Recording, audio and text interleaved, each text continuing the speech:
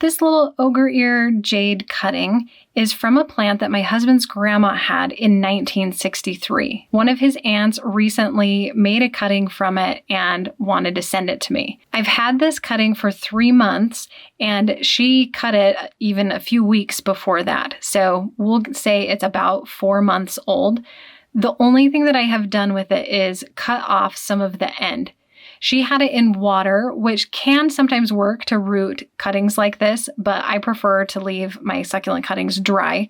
And so when I got it from my mother-in-law, I cut off the bottom piece so that hopefully I wouldn't have any issues with rot. And then it kind of shriveled up a little bit, so I cut off a little bit more, and this is what I am left with. Now, jades are super easy to propagate from cuttings, so I'm not worried about this surviving at all. Something I do think is interesting, though, is it's already trying to put off roots on its own. This has been in my office, on my desk, with no sunlight, very little overhead light, and no water.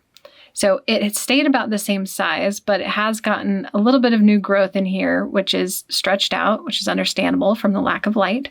So today I'm just going to pot it up, and then we'll keep an eye on it over the next few months and see how it grows. I do want to point out this is something that I have seen a lot in my 10 years of growing succulents, where people come to me and they have a cutting or the actual plant that one of their parents or a grandparent has had. And it's a lot of pressure to take something that is so old and keep it alive. I'm not too worried about this. It should be pretty simple, but I just want to throw out there that if you happen to kill a plant that a relative has grown for years and years, it's okay. Plants don't live forever, and you probably aren't growing it in the same environment where they were growing it. In the case of this was grown in Southern California in pretty much the perfect climate for it. It was probably in the ground, getting just enough light, and I'm going to have it here under grow lights in my garden inside. Now, this will definitely thrive under grow lights inside, but it's just a very, very different environment or climate than it was growing in originally. So give yourself a little grace and try not to stress too much about taking care of a generational plant. To pot this up, I have a container here that has Bonsai Jack's Gritty Mix, which is my preferred soil mix. However, it's not great for potting up cuttings. The Gritty Mix is gritty, it drains really well, it dries out very quickly, which is good when you have rooted plants. For cuttings, however, I like to add a layer of coconut coir on top. Now, how much coconut coir I add to the top, it just kind of depends. In today's case, that feels like enough where the soil is going almost all the way to the top. I have a good layer of it in here, so this will actually hold water longer than the soil underneath. But the reason why I like doing it this way is because, like I said, the top can stay wet longer, help encourage new roots to form. But as those roots grow, they'll be down deeper in that gritty mix where they can get used to the soak and dry method. They have plenty of space to grow and lots of aeration. So let's stick it in there. If you made a fresh cutting, you want to wait until this end calluses over. And if you've wondered what a calloused over cutting looks like, this is it. It really just looks like a dried scab. I don't want these leaves to be underneath the soil, so I'm just going to stick the cutting in until that end is buried. I'm going to kind of push the soil up around it. And since this cutting has been dry for so long, I'm going to go ahead and water it today. I'm just going to use my handy little squeeze bottle and get wet all around. This is one instance where it might be okay to use a spray bottle. Coconut coir holds a lot of water, so I can pour this on for quite a while before it will actually be completely saturated. I don't need it to be soaked all the way down to the bottom like I would with a traditional succulent that's rooted, using that soak and dry method, but I do want to make sure the top at least stays wet. Now that it's watered, I'm going to get it added to the Succulent Tracker app and then take it over to the plant stand where it will continue to grow for hopefully a very long time. As a cutting, I'm going to make sure this stays wet pretty consistently for the first few weeks. So I went ahead and set my watering schedule to every 3 days just to make sure I'm checking up on it. I'm also going to record that I watered it today. And I'm going to keep a photo history of it and take a picture once a week at least for a while it initially grows, just so I can see the progress of it. I have found that keeping track of succulents like this in the Succulent Tracker app has made it so much easier to take care of them, and I love having the photo history so I can see the progress over the course of a few months or even years.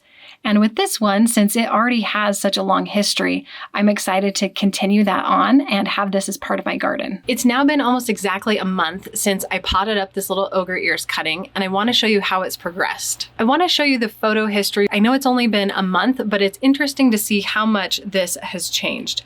So this is the plant today when I'm recording this video. This is the cutting about a month and a half after I got it, so after I had trimmed off the end. And then this is the day I actually potted it up, so the video that you just watched. Then it was under my grow lights, and as you can see, it has that tiny little bit of new growth there that we had already seen on the cutting. And it starts to get a new little growth in the center, and then today that new growth is much larger. So not only has the plant rooted, but it also has new growth. Now you might be wondering, how do you know if a cutting has rooted? One of the easiest ways to do this is just to simply tug on that cutting and see if it comes out. If you tug lightly and the plant pops right out, it doesn't have very many roots. However, as you see with this, I'm actually pulling pretty hard and the plant isn't going anywhere.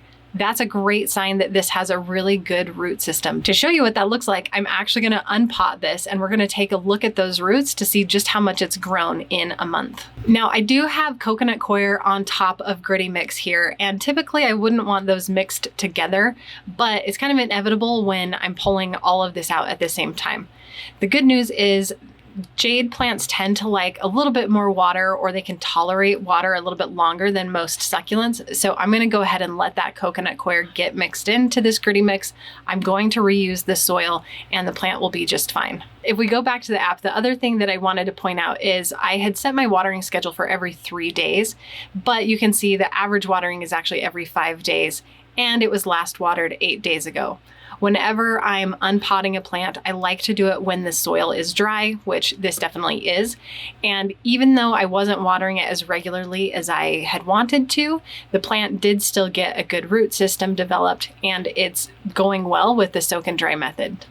I can tap here on the history to see what has happened with the plant. And this is one of the things I love about having the Succulent Tracker app is I can easily go back and see everything that I have done and the dates, and I don't have to remember and I don't have to guess or estimate. I'm just gonna tip this on its side, tug on the plant, and kind of shake the pot.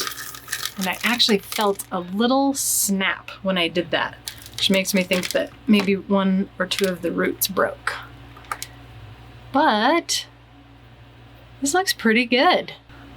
So you can see some really nice, white, healthy roots growing here. And considering it's only been a month, these roots go pretty deep. Something to keep in mind is not all succulents are going to grow roots this quickly. Like I mentioned earlier, jade plants or crassulas tend to root pretty quickly and easily.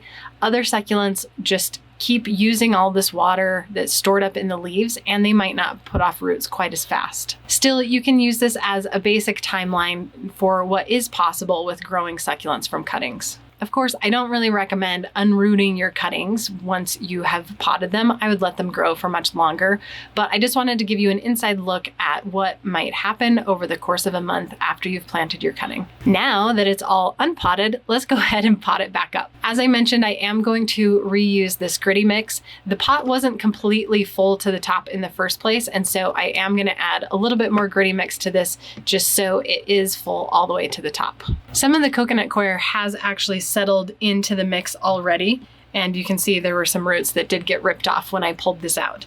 But I'm not too worried, like I said, about the amount of coconut coir that's in here. I'm gonna just add some more gritty mix and it will work well for this succulent.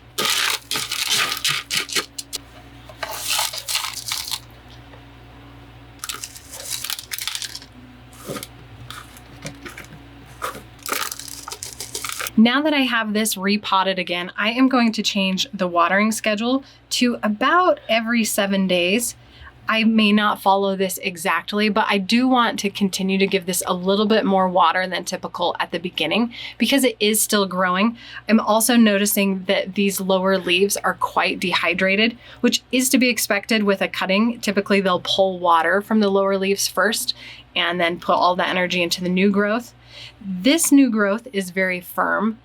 This is still a little bit squishy, dehydrated. So again, I'm just gonna water a little bit more frequently for a few weeks, like I said, about every 7 days.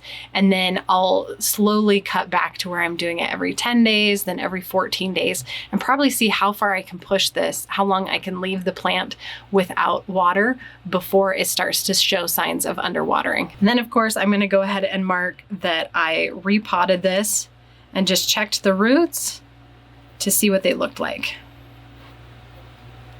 I'm not going to water this today because I don't like watering succulents on the day that I repot them. So I'm going to give it another day and this will be watered tomorrow, and I'll give you an update in a few more months.